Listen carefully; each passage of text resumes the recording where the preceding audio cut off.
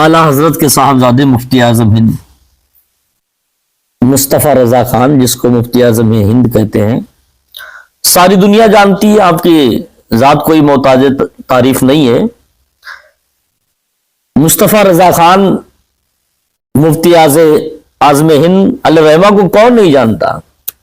ان کی ذات کوئی محتاج تعریف نہیں ہے، ہر کوئی مفتی اعظم کو جانتا ہے، اعلیٰ حضرت کے صاحبزادے ہیں، اور ان کا تقویٰ، ان کا فتویٰ بھی مشہور ہے۔ تقویٰ تو ایسا ہے کہ ہر کوئی پڑھا لکھا جانتا ہے کہ مفتی اعظم کے تقویٰ اور پرہیزگاری کا عالم کیا تھا۔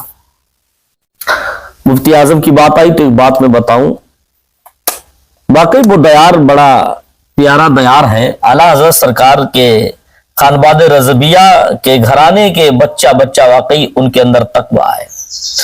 اور مفتی اعظم ہند کا زمانہ جس نے پایا، جس نے مفتی اعظم ہند کو دیکھا ہے کہ واقعی وہ لوگ آج بھی جو ان کے مرید ملتے ہیں، بڑے پاک سیرت، پاک طبیعت ملتے ہیں، بڑے متقی پرہیزگار، آج بھی مفتی اعظم کا مرید بڑا نیک ہے۔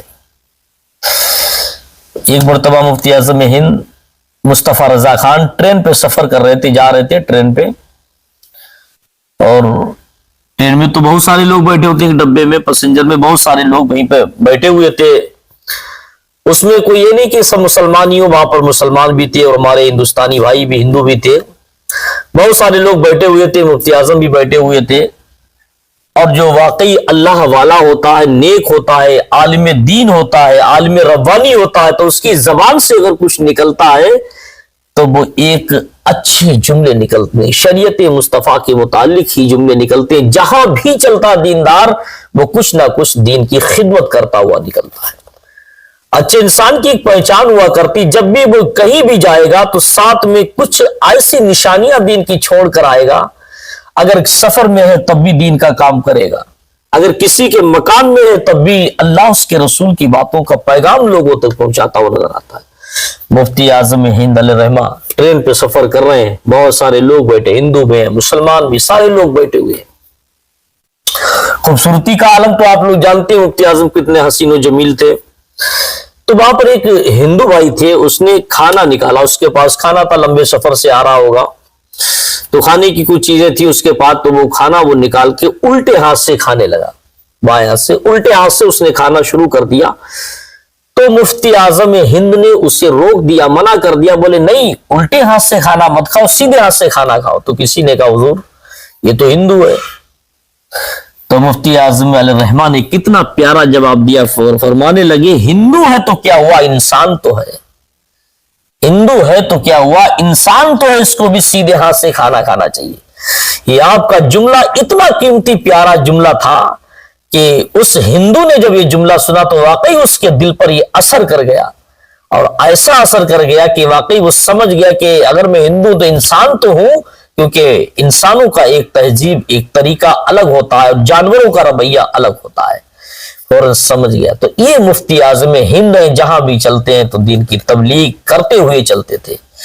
آج ہمارے تمہاری پوزیشن کے، آج ہم لوگ تو کہتے ہیں مفتی اعظم کو مانتے ہیں، مصطفیٰ رضا کو بہت مانتے ہیں، اعلیٰ حضرت کو بہت مانتے ہیں، خانباد رضویہ کے ہم بچے سے محبت کرتے ہیں، اعلیٰ حضرت کے دیار کی خاک چاٹنے کے لیے تیار ہیں، مسلک اعلیٰ حضرت کے نعرے خوب لگاتے ہیں، سارے کام کرتے ہیں، لیکن کیا ہم لوگ دین کا بھی کام کرتے ہیں؟ ہم لوگوں کو جس کام کو کرنا چاہیے کہ ہمیں اس پر غور کریں کہ ہم سے وہ کام ہو رہا نہیں ہو رہا ہے۔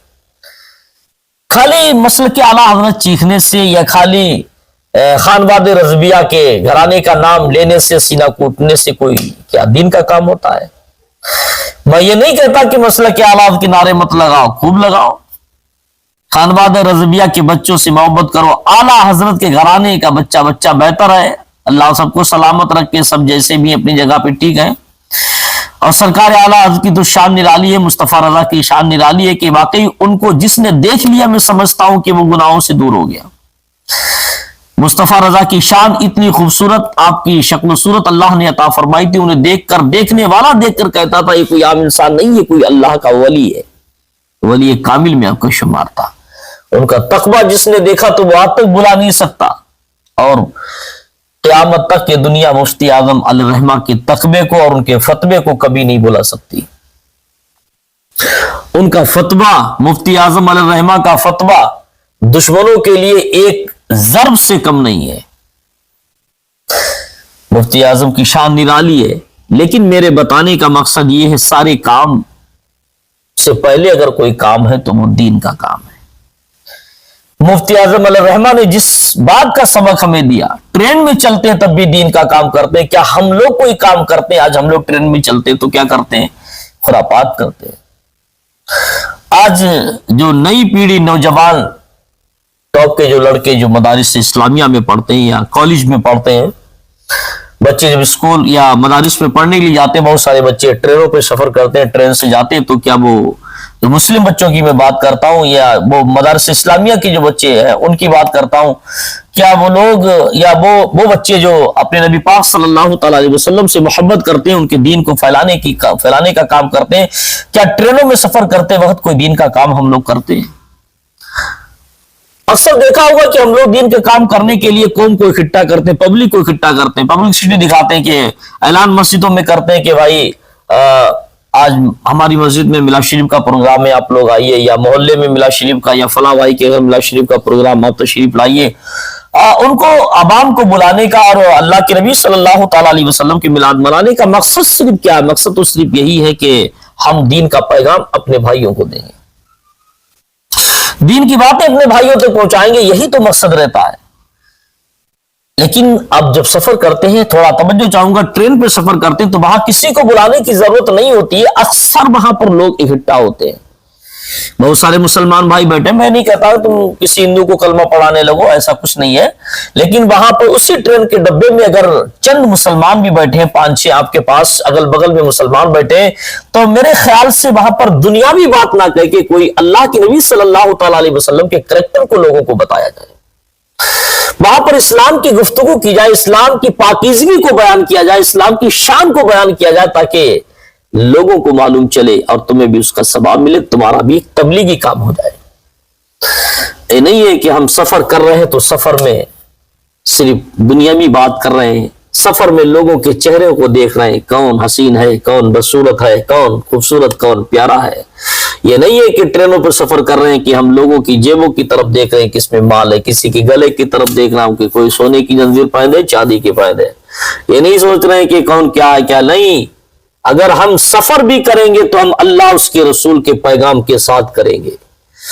अगर हम किसी के यहां जाएंगे तब भी हम सुन्नत के तरीके पर जाएंगे। अगर हम कहीं खाना भी खाएंगे तो नबी पाक सल्लल्लाहु तआला अलैहि वसल्लम की सुन्नत के तरीके पर खाएंगे।